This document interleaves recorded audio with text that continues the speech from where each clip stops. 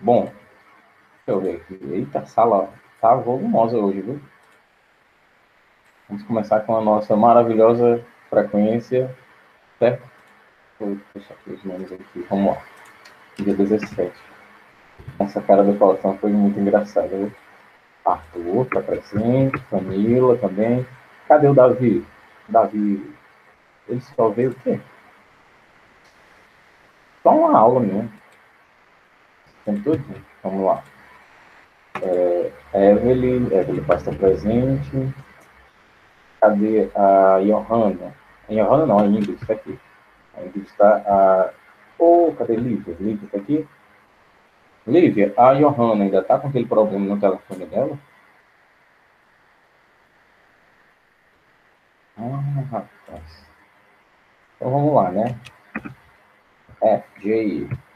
F, Alberto se encontra, Patrícia também, Gisele também. Gisele está aqui, né? Isabelle Almeida está presente.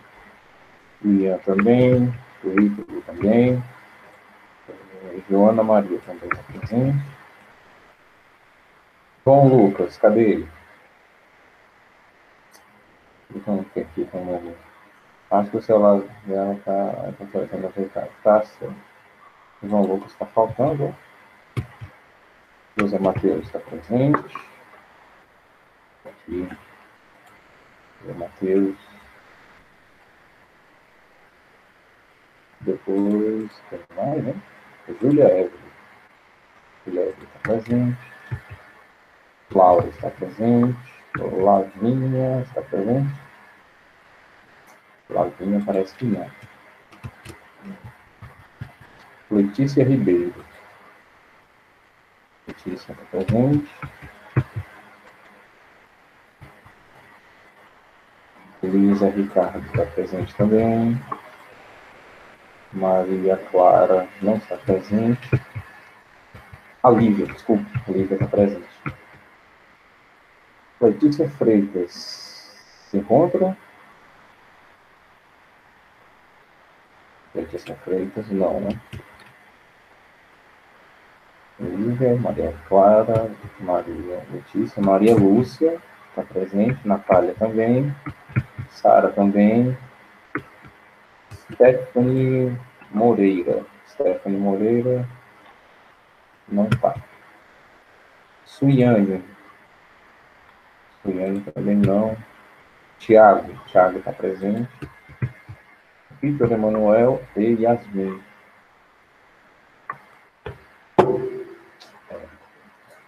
Parece que é o que temos para hoje.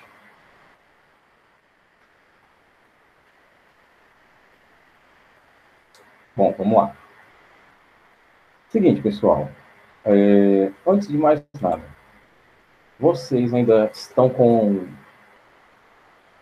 eu creio que a resposta vai ser positiva, né? Vai ser sim. Vocês ainda estão com dúvidas sobre como é que vamos fazer um ensaio literário? O que é para ser feito?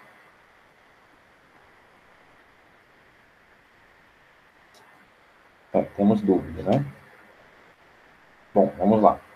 Eu vou retomar, então, a explicação, né? Porque eu vou colocar a obra diferente do que eu havia dito antes. A gente vai pegar os 6 capítulos, tá? Porque eu estava olhando assim, os 4 primeiros capítulos, eles até que têm umas características que dá para a gente tirar umas conclusões legais, né? Mas o quinto e o sexto capítulo dão uma enriquecida a mais, principalmente quando ele está conversando com a Virgília, que, aliás, ele revela o nome dela, né? O nome é Virgília, e eles começam a debochar do mundo, e ele diz que sente um prazer satânico, mesmo que ele esteja partindo do mundo, em zombar, né, do mundo.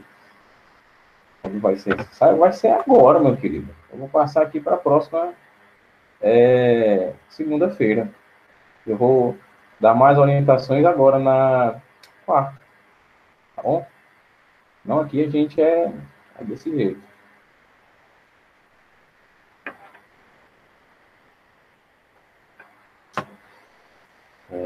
Bom, bora lá. Ora não. Continuando sobre a história. Os outros dois capítulos, né, o 5 e o 6, te dão mais aspectos dessa literatura do romance. Então, você tem aí uma base melhor para tirar as suas conclusões. Tá, ok? Menino, formiga não é doente. Vamos dar uma olhadinha aqui num ensaio que eu peguei do Roberto Schwartz. O nome é esse mesmo, tá? Vocês vão ver como a linguagem que ele usa é simples. Mas antes do ensaio do Schwartz, esse daqui está com uma qualidade ruim demais.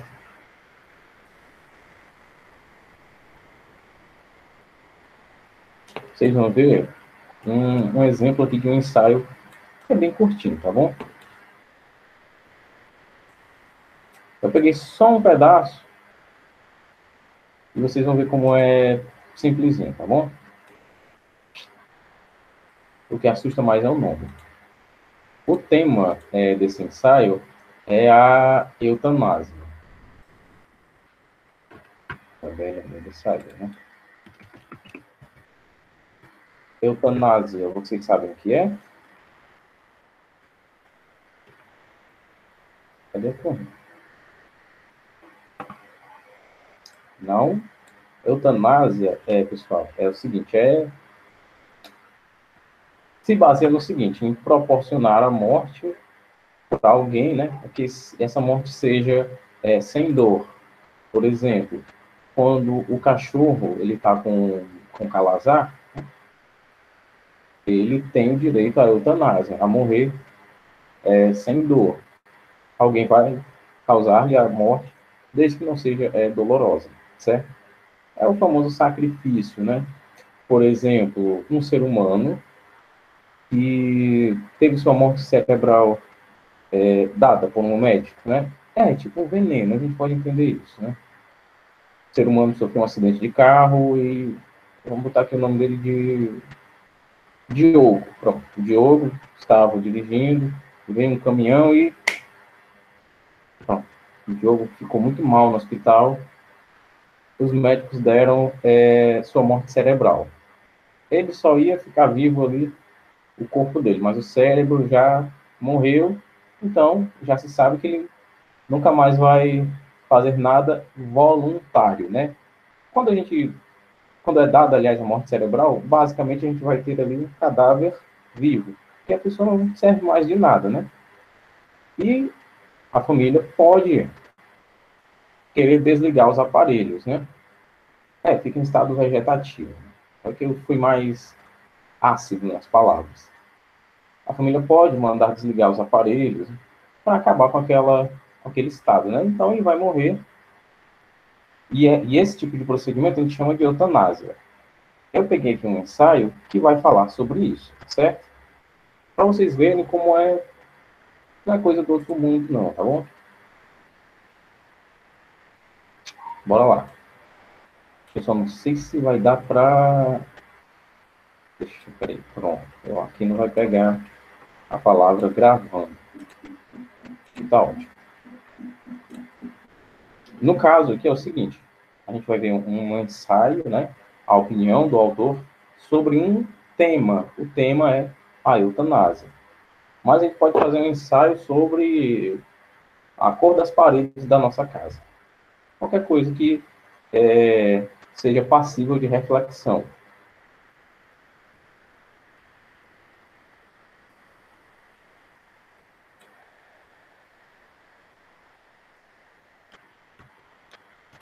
Uma coisa que mais amei. Bora lá.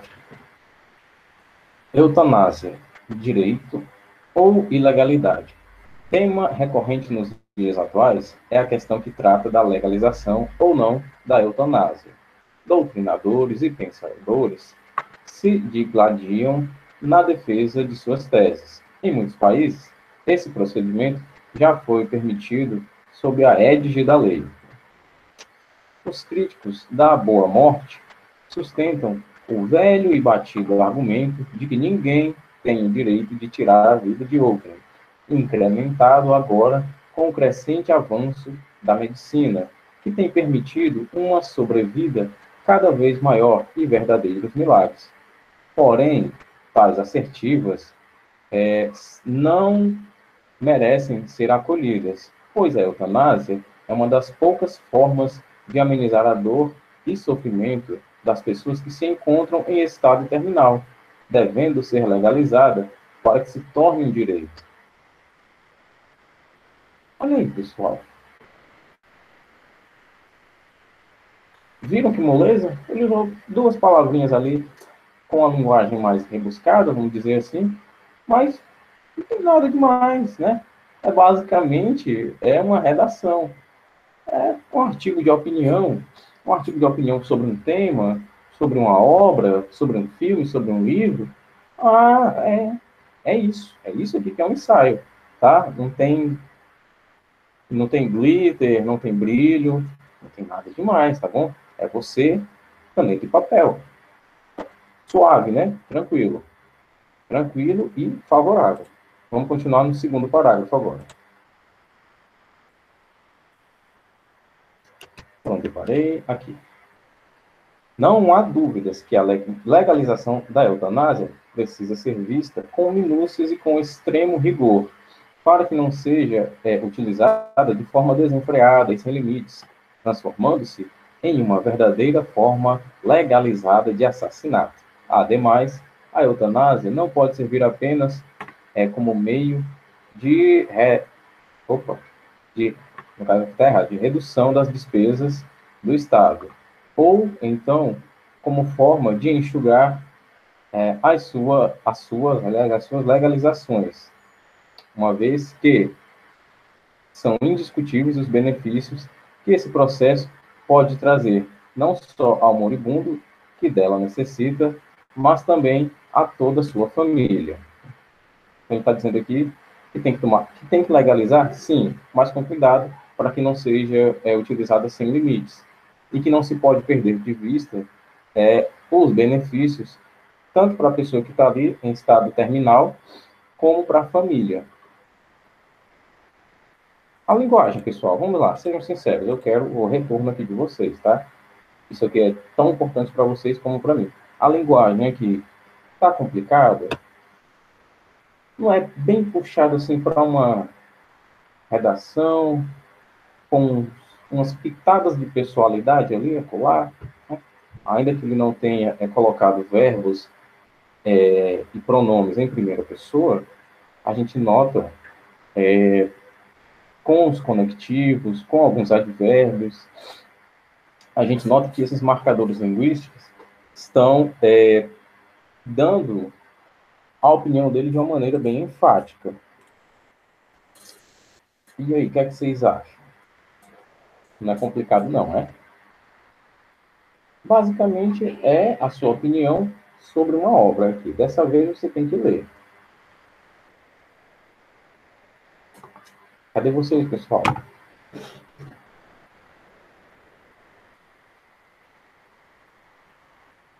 Mais ou menos. Complicado, mais ou menos. Qual é a parte complicada demais, então?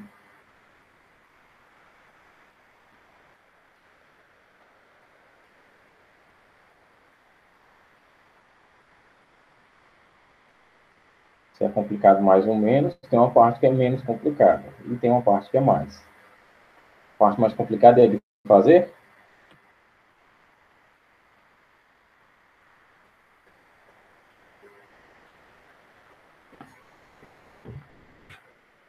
Bom, continuar aqui a leitura.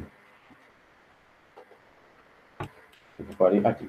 Se utilizada de forma controlada e rigorosamente nos conformes da lei, a eutanásia poderá ter uma arma eficiente para conquistarmos o direito a uma morte digna e sem sofrimento. Diariamente, observamos casos de pessoas que vivem por anos como vegetais, sem nenhuma perspectiva de melhoria ou recuperação, e outras que até mesmo imploram por sua morte. Isso acaba causando uma desestruturação em toda a família, que por anos tem de conviver com a dor de apenas aguardar o dia da morte do seu ente querido. sem contar nas altas despesas para a manutenção de sua vida. A eutanásia pode ser a solução para todos esses sérios problemas. Realmente, há situações em que o paciente, aliás, em que pacientes já condenados se recuperam surpreendentemente, contrariando o parecer dos médicos. Porém, tais casos são raros e isolados, não podendo servir de fundamento para não se permitir a legalização da eutanásia, obrigando que outros milhares de vegetais humanos permaneçam durante anos sofrendo em um leito de hospital. Devemos ter em mente que não se pode, aliás, tomar a exceção como regra. Se toda a exceção fosse plausível para servir de obstáculo a um direito, certamente nunca conseguiríamos elaborar regras gerais e abstratas. Só até aqui eu acho que está muito bom. Cristo Redentor, já passou 20 minutos. E é isso aqui, pessoal. Isso aqui que é um ensaio literário sobre um tema. É você trazer as suas conclusões, né? As suas reflexões, seus pensamentos sobre aquilo. No caso, sobre o livro. Certo?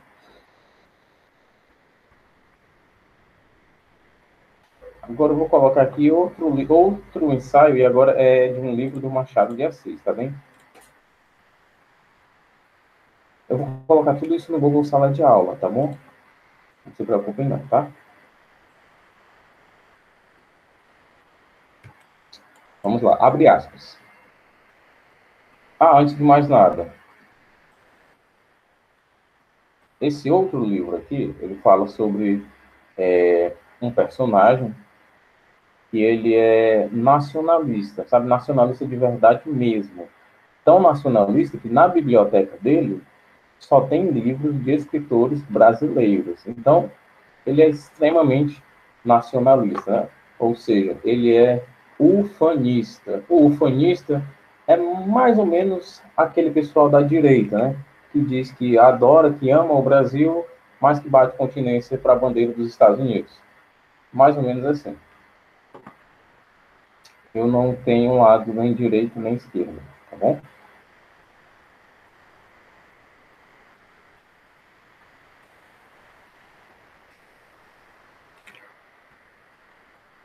Vamos lá. Seguinte. Control 2 aqui. Abre aspas, atenção. Ele já começa fazendo uma citação. O que se deve exigir do escritor, antes de tudo, é certo sentimento íntimo que o torne homem de seu tempo e do seu país, ainda quando trate de assuntos remotos no tempo e no espaço. Fecha aspas. Com essa reflexão, talvez a mais celebrada da crítica brasileira, Machado de Assis se opunha à mentalidade provinciana, que só reconhece o espírito nacional nas obras que tratam do assunto local. Para completar, o romancista aconselhava um brasileirismo interior, diverso e melhor do que se fora apenas superficial. Não é preciso dizer no que pensava no seu próprio programa de trabalho, que pouco depois resultaria nas primeiras obras da literatura brasileira em formação. Vou só até aqui. A polêmica movia-se no quadro das inseguranças culturais do país novo em folha, recém-saído da segregação colonial, desejoso de firmar identidade e de festejar a si mesmo. Né? Ou seja, um país, né, que aqui o Machado de Assis vai falar, né? Um país que acabou de sair, né, da segregação da colônia, acabou de ser independente e tinha uma necessidade de se firmar culturalmente, né? Agora sim, a gente é um Brasil livre.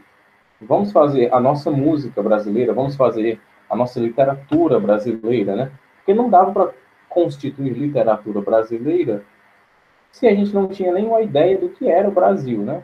A propósito, vocês têm ideia do que é ser brasileiro? Eu, professor de vocês, eu não tenho, né, uma ideia sólida para dizer ser brasileiro é isso aqui. Ser brasileiro é gostar de futebol. Não é bem assim, não. Eu, particularmente, eu não gosto. Ser brasileiro é gostar de carnaval. Não, também não. A gente tem uma identidade em formação. E é isso que o Machado de Assis estava falando aqui. Aqui é outro ensaio, só que aqui o Roberto Schwartz, ele é um ensaísta bem renomado, tá? E olha só, também a linguagem que ele usou não é lá essas coisas, né? A linguagem aqui que o... Qual é o nome do rapaz? Ah, meu Deus, eu esqueci. Mas a linguagem que esse ensaísta sobre a eutanásia usou é simples. A linguagem que o Roberto Schwartz usou não é lá essas coisas. Não mesmo. Então, dá para a gente ler os 6 primeiros capítulos do livro, né? E, com essa leitura, a gente vai fazer esse ensaio. Como é que faz um ensaio, professor? Pelo amor de Deus, eu não aguento mais. Vamos lá. Vamos começar. Vamos começar pela estrutura. Lembra que eu falei que o ensaio tem uma estrutura, né? A estrutura é o tema, título, o texto e a bibliografia. Por exemplo. Até aqui está todo mundo entendendo, pessoal?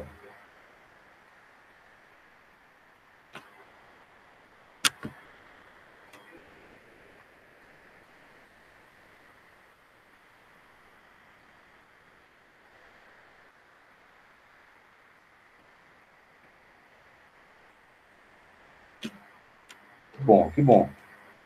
Muito bom, vamos lá. Tema, diferente do título, tema é o assunto que será abordado, né? Então, vamos lá.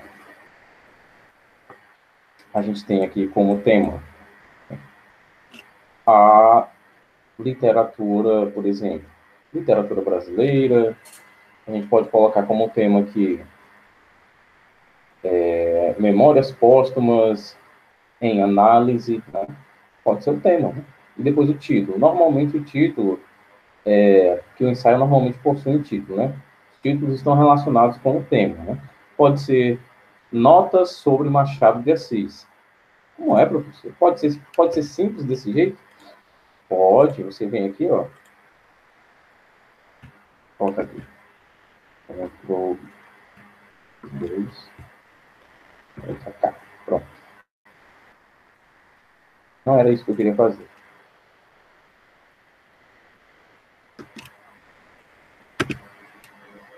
Aqui.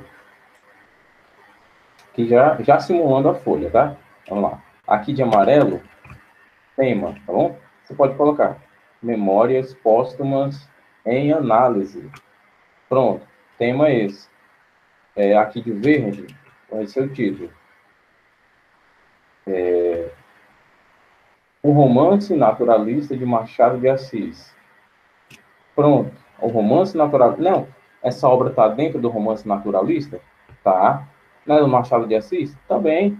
Pode ser esse o título, professor? Pode. Professor, e se eu quiser colocar esse título, aluno A, e o aluno B também quiser? Pode, dá certo também. Pode todo mundo colocar o mesmo título?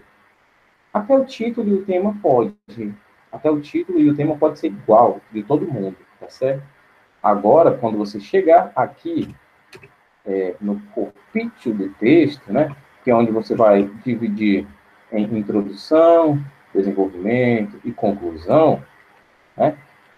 Aqui não, aqui o negócio já é diferente, né? Introdução, o desenvolvimento e a conclusão.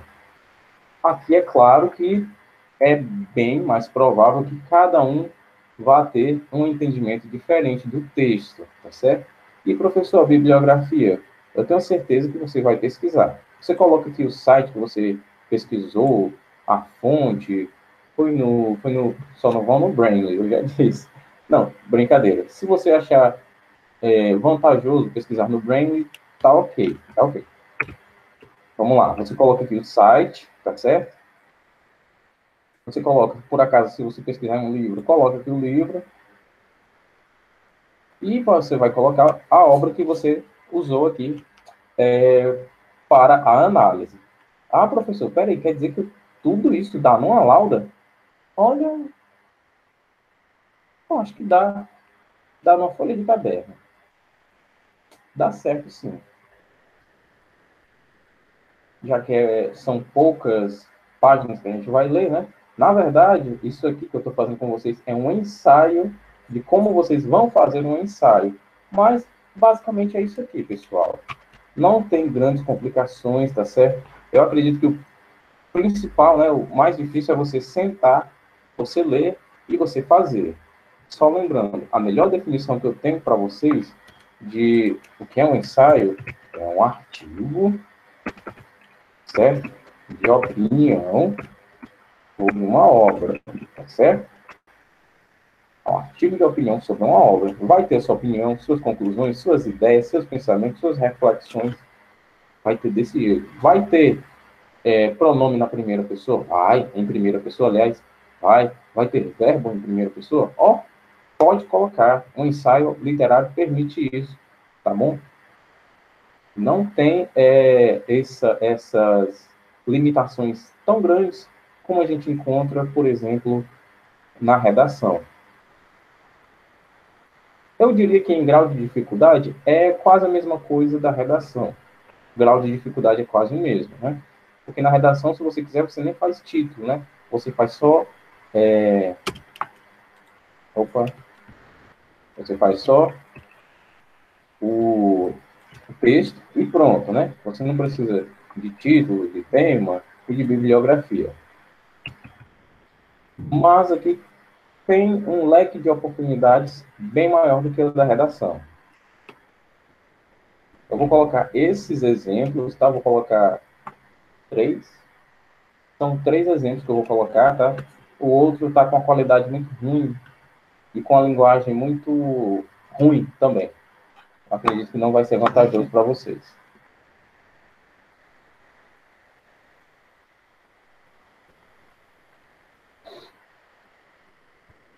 Interromper compartilhamento. Não dei ideia, não. Seguinte, Laura. Esse ensaio que eu te mostrei aqui do Roberto Schwartz, como ele trata de uma obra inteira, sabe? Ele tem uma, duas, três, quatro. Uma, duas, três, quatro, cinco. Ele tem 5 páginas, sabe? Mas ele aborda uma obra inteira, né? A gente vai pegar aí de 15 a 30 linhas, tá? Por quê? Porque você não vai falar só da obra, né? Você vai falar do gênero também. O que eu quero é que você olhe aqui para a obra, que você olhe para o gênero e você, ó, encaixe eles aqui, tá? E você vá falando sobre os aspectos do gênero e os aspectos da obra e os aspectos, as características dos personagens dentro dessa obra. Ah, professor, é muito complicado. Não entenda como complicado, né? Eu acredito que talvez 3 ou 4 vão entender como complicado. Mas não é complicado não, tá? Para qual dia? Eu vou lhe dar 7 dias para você fazer isso. Basicamente, dia 24. Olha aí, já tinha esquecido. Sábado eu faço 25 anos. Tô ficando velhinho.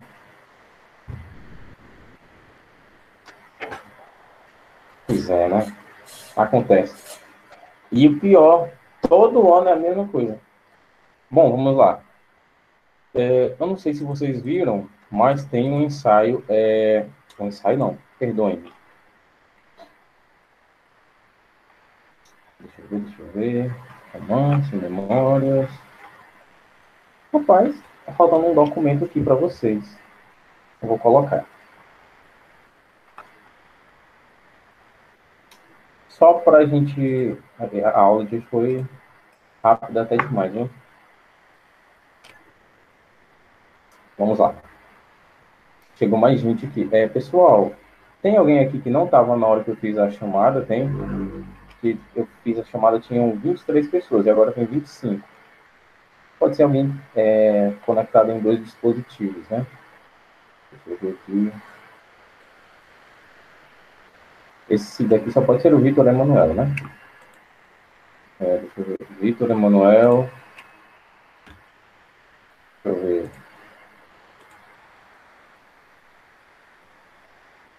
Ah, foi a Letícia Freitas. Maria Letícia Freitas. O Vitor e a Letícia.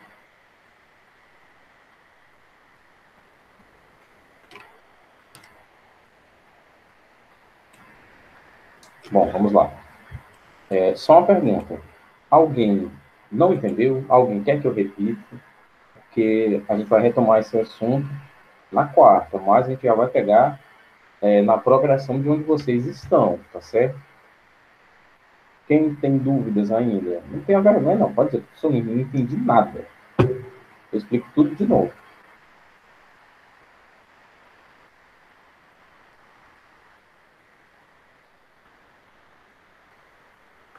Nenhuma dúvida, pessoal. Então vamos lá, só para desencargo de consciência, só para vocês compreenderem bem, tá? Esse texto que vocês vão fazer, nada mais é do que um texto livre, tá certo? De formas estruturais, tá bom? Por exemplo, uma forma fixa, estrutural, é o soneto. O soneto tem uma forma fixa, né? Tem uma estrutura formal, aliás, como eu quis dizer. Tem uma estrutura formal. 2 quartetos, 2 terceiros, 14 versos, 4 estrofes. Tem uma forma bem fixa, né? Tem uma estrutura formal. Já o ensaio, não, né? Exceto no corpo do texto, né? Que tem que ter introdução, desenvolvimento e conclusão, né? Os parágrafos, professor, lá no corpo do texto, a maioria, pessoal, particularmente eu ainda não vi um ensaio com 3 parágrafos, sabe? Mas como a gente coloca essa média, né, esse mínimo, aliás, eu vou deixar para vocês colocarem de 3 a 5 parágrafos, tá bom? 3 a 5 parágrafos, tá ótimo. Professor, se passar de 30 linhas, tudo bem, não tem problema, não tem problema, tá? A gente vai manter esse ritmo aí, 15 a 30 linhas, tá ótimo, tá? 15 a 30 linhas, tá ótimo. Professor, fiz 14, tem problema? Não, não tem problema, não tem problema, tá bom? Agora, professor, só fiz 10. Eita, aí já fez só 2 terços, né? Então, nem aumentando a linha, a letra, aliás, não dá certo. Só resumindo, ensaio é um texto livre de protocolo textual que você já viu, né? Ele se posiciona entre linguagem poética e linguagem instrutiva, né? Já que você vai dar suas conclusões, né? Por meio do ensaio é possível dissertar mesmo a respeito de qualquer tema, de qualquer obra, de qualquer assunto que você queira, segundo a perspectiva de quem? Segundo a perspectiva do autor do ensaio, que no caso é você. Vai ser a sua visão sobre a obra. É por isso que eu disse, todo mundo pode fazer o mesmo título? Pode. Todo mundo pode fazer o mesmo tema? Não tem problema. O mais interessante para mim é o corpo do texto. Aí eu tenho certeza que não vai ter como vocês pescarem na internet. Ah, professor, você está fazendo isso para a gente não pescar na internet? Que maldade. Não, não é isso não. É porque essa daqui é uma modalidade de produção textual diferente e que a Base Nacional Comum Curricular permite que a gente trabalhe. Certo? Fundamentalmente, né, o nosso ensaio, como eu já falei 1000 vezes, é um texto de opinião. Você vai expor suas ideias, suas impressões sobre essa obra. Lembrando, suas ideias, suas impressões e suas conclusões sobre a obra, né? Dentro do gênero, tá certo? Dessa forma, a gente tem, né? Como a gente vê, a gente tem ensaio literário científico ou acadêmico, que usa linguagem formal. Claro, se estamos falando de um trabalho científico, vai usar linguagem formal.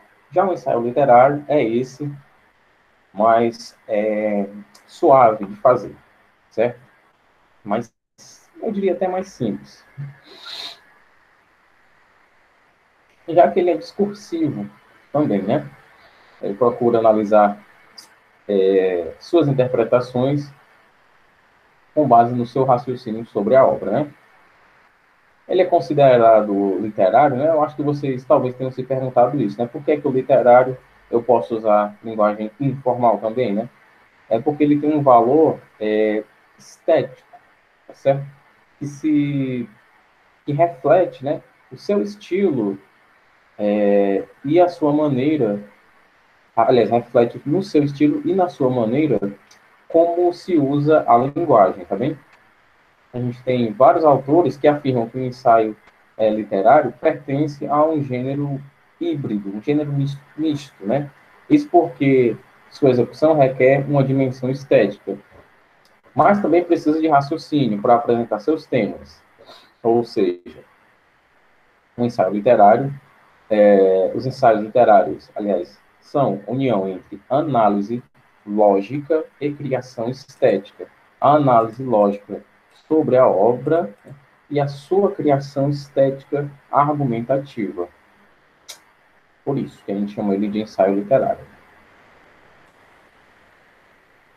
Além disso, né, os ensaios literários são considerados realmente testemunhos pessoais, né, nos quais o escritor reflete, a partir da sua subjetividade e seus argumentos, a defesa dos seus critérios para convencer os leitores do seu posicionamento. Né? A gente chama que a gente diz que um ensaio é a expressão escrita onde, por exemplo, filósofos visavam expressar suas opiniões sobre diferentes tópicos. Bom, eu acho que eu expliquei tudo sobre ensaio. O que falta agora é eu colocar os exemplos que vocês vão olhar. Ah, professor, e se eu pesquisar na internet outros exemplos de ensaio e achar e quiser me basear neles? Eu digo para você tomar cuidado, tá bem? Porque eu escolhi a dedo ensaios literários. Você pode encontrar ensaios científicos onde a linguagem é um pouco mais rebuscada, sabe? Mas se você quiser, tudo bem, não tem problema. Se você quiser usar só linguagem formal, não tem problema também, tá bom? Se quiser usar informal, tá ótimo. Aí o que a gente vai fazer daqui para frente? Só analisar esses capítulos e colocá-los no corpo do texto, tá ok? Eu vou deixar vocês agora com o professor Tomé, tá certo? E a gente se vê amanhã com história. Até mais, meus queridos. Um abraço.